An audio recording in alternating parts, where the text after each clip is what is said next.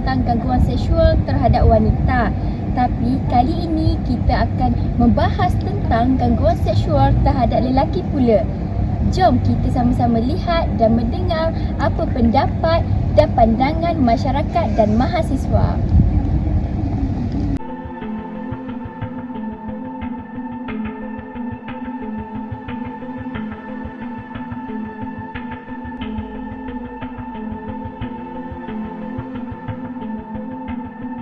Dia sama juga macam gangguan seksual terhadap wanita.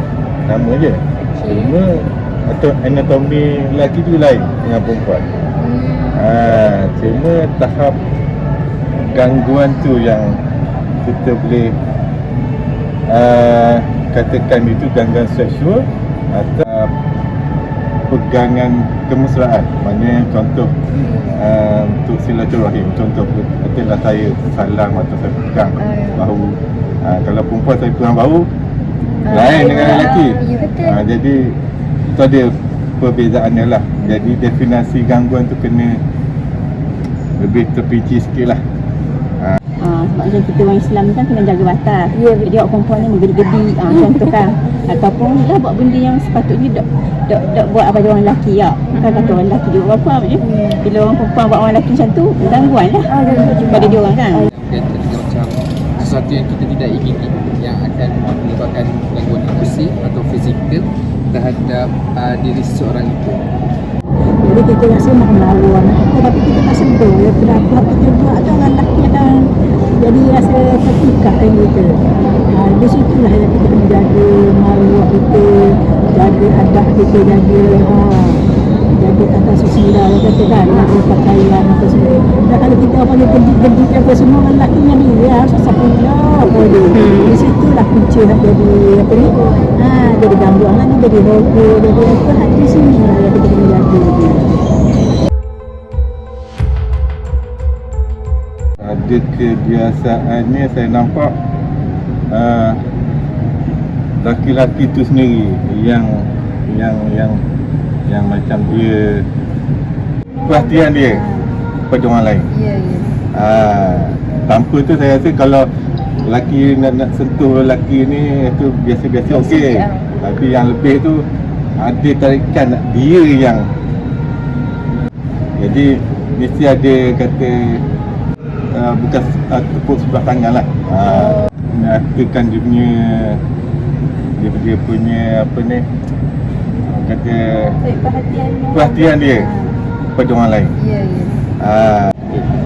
Mungkin dia adalah satu psikologi lah, berkaitan dengan psikologi yang mungkin seseorang itu mempunyai masalah gangguan ataupun masalah ataupun gangguan psikologi yang menjerumus ataupun yang mendorong dia untuk melakukan sesuatu perkara yang di luar kebiasaan, di luar norma.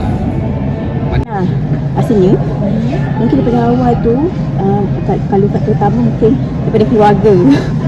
Daripada keluarga, sebab daripada awal dok ajar batas kan, pergaulan dengan lelaki perempuan kan. Lepas tu sebelum macam contoh persekitaran dok menjaga kan. Jadi buatkan dok rasa pun benda tu salah ke dok ke tak. Dia saat ni beri sekarang ni kan banyak sangat daripada TV, daripada sekarang ni daripada telefon lah dia tengok cerita-cerita yang inilah cerita-cerita leceh apa semua kan. Jadi dia akan kesan dia tu, daripada tu dia cepatlah mari rangsangan apa semua.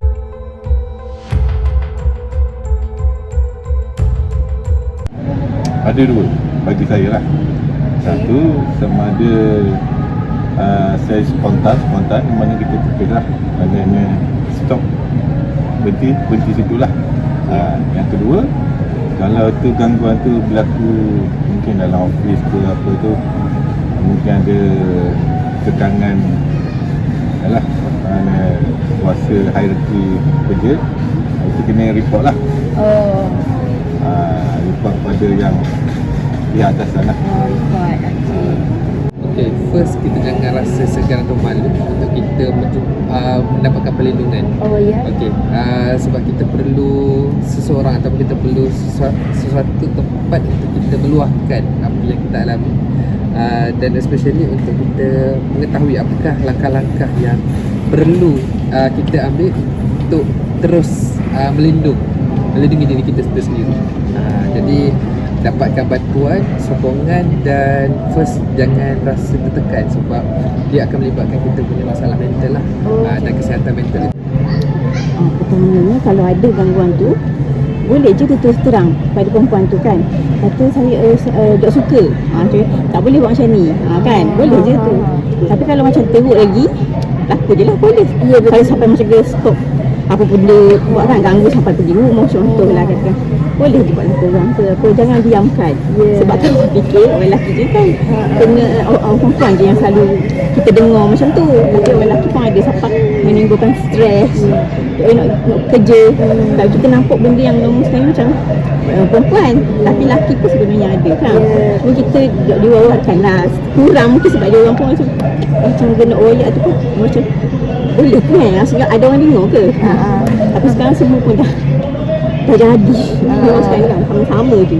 Sebab itulah sebenarnya kena jaga nak kalau muslimat kita ni, kena jaga perilaku kita, kena jaga maruah yang penting sebab kita orang perempuan kan. Kita nak kita orang Islam pula, Allah Ta'ala letak dah, Nabi ajar dah suruh apa yang patut, apa yang ada untuk diri dia.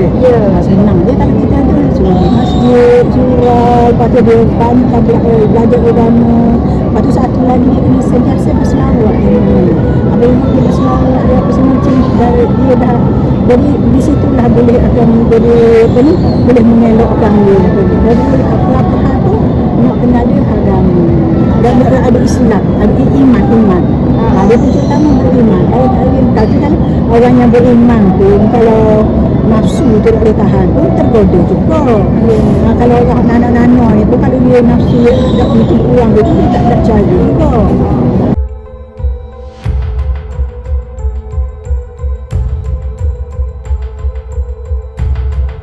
Benda ni unik, selalunya akan terjadi kepada kaum perempuan lah biasanya.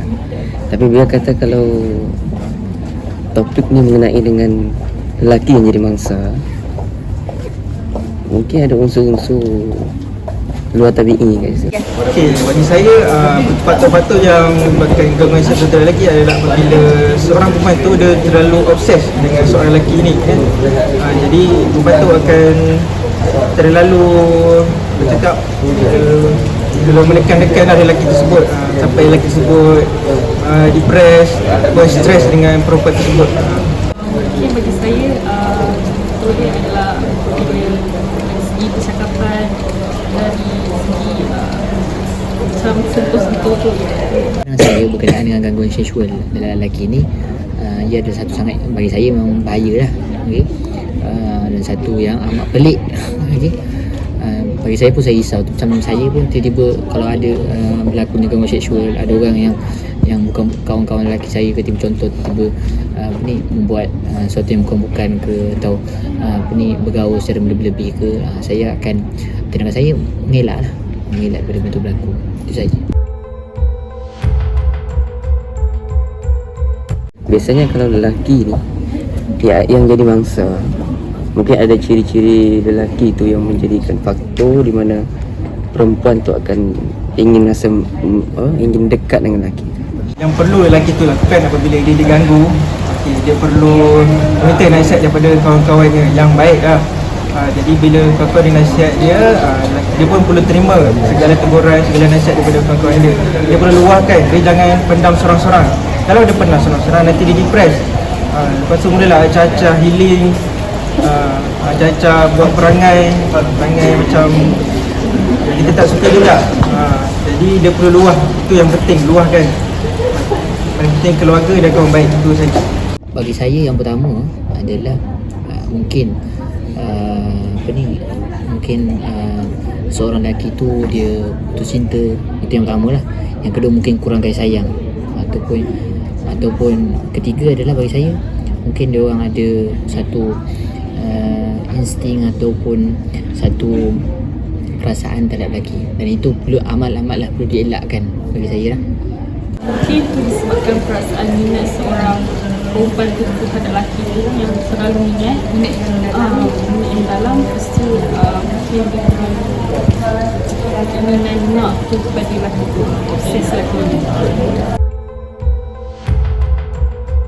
Bagi saya lah, kalau ikutkan pengalaman, bukan pengalaman saya jadi mangsa, untuk macam waktu saya buat praktikal, adalah slot-slot ataupun top berkaitan dengan harassment ni, tapi berkaitan dengan perempuan lah.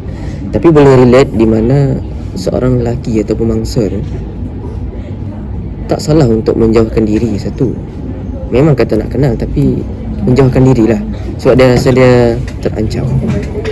Satu lagi, nak kata kalau dah jadi mangsa ni, ada fikiran jadi benda tu perlu dielakkan.